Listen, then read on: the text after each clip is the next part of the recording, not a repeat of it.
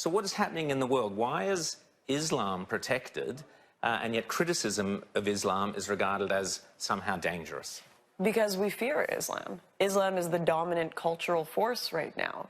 Right now, the West has an identity crisis. We don't even know what our laws are going to be. We don't know what our values are. We've kind of rejected Christianity. We're erasing our statues, tearing our history down, changing our anthems like we have in Canada. We have an identity crisis.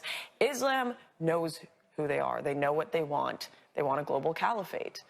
And so Islam is dominating the Western world. And right now, this is just an inkling of what the future is going to look like. They're still a minority in Western countries. And while all these people will tout open borders, multiculturalism, as soon as Islamists become over 50% of your population, you will see your country looking exactly like any Islamic nation in the world. And suddenly the LGBT activists won't be as happy about this open borders situation. Suddenly the liberal women that are being stoned for the crime of rape will start to realize what they've gotten themselves into. And I fear that it may have to get to these horrific points before people wake up and open their eyes. But Lauren, let me ask you, I mean, we've seen, for example, in Sweden, that the native-born white Swedes will be a minority, I think by 2040 is what they're saying, but in part, not just because of migration, but because of the fertility of the immigrant population. And so I've got two questions for you. One is, you know, what does Lauren Southern say is the right approach? I mean, if you will say, you will say you're not a racist, as the sort of accusers will make out, but you are seemingly supporting the right of European culture to defend itself against adversaries and competitors. But B, if a culture is simply much more fertile, then doesn't it deserve to inherit the earth?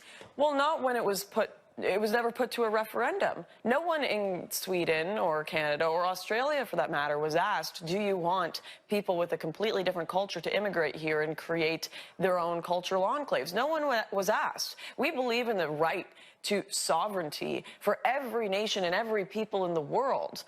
And we respect that. No one is ever telling the Japanese, destroy your culture. You must bring in tons of Koreans. You must bring in tons of Africans, or you are a racist, bigoted nation. No one would say this to Nigerians. They have the right to protect their culture. In fact, we consider it cultural genocide against people like the native population in Canada when they were forcefully assimilated into the European population.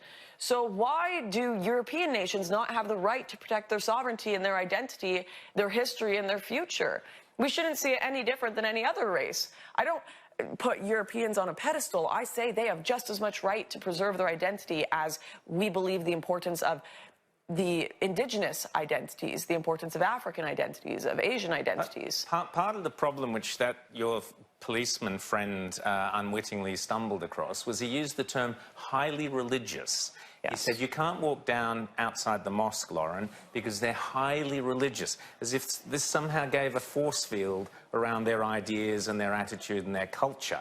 You know, we can debate how religious Islam is or isn't, but it's the political ideology that and the cultural identity that you're criticising, not the religion. Yet the religion acts, again, as a force field to prevent criticism, correct? Right. Well, people have to understand where these religions came. If someone said it was a highly Christian area, I wouldn't be concerned, because Christianity is actually what formed much of the West and most of our freedoms. And the reason for that is Christianity is based on choice. You can choose to follow God. You can choose to say goodbye. You choose to eat from the tree of good and evil, right? It's all based on these choices that you make, and God gives you that free choice. Whereas Islam has always been based on submission. You submit to Allah, and you cannot leave or you will be killed. So is that a religion that is compatible with Western culture? No. And very well, have your faith. If everyone agrees with you and wants to live in a society under Sharia law, have that. But there was never a referendum here in Australia to bring that here. It was enforced and imposed on us by a small group of elites, as it has been all over much of the Western world.